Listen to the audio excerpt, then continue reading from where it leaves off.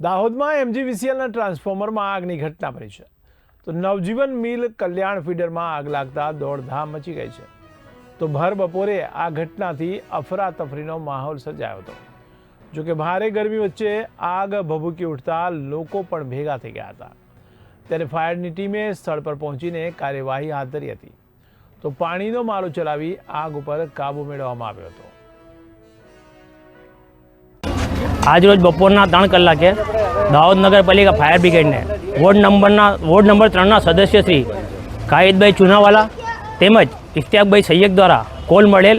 કે 4 થાંભલા નવજીવન મિલ પાસે એક ઇલેક્ટ્રિક ડીપીમાં આગ લાગેલ છે, જેમાં તાત્કાલિક દાહોદ ફાયર બ્રિગેડને જાણ થતાં તાત્કાલિક ઘટના સ્થળે પહોંચેલ અને MGVCLની ટીમ પણ તાત્કાલિક ઘટના સ્થળે પહોંચેલ, જે MGVCL ટીમ દ્વારા લાઇન બંધ કરવામાં આવેલ અને દાહોદ ફાયર બ્રિગેડ દ્વારા તાત્કાલિક આગ ઓલવવાની કામગીરી કરવામાં આવેલ, જેમાં કોઈપણ પ્રકારની નુકસાની કે જાનહાનિ થયેલ નથી।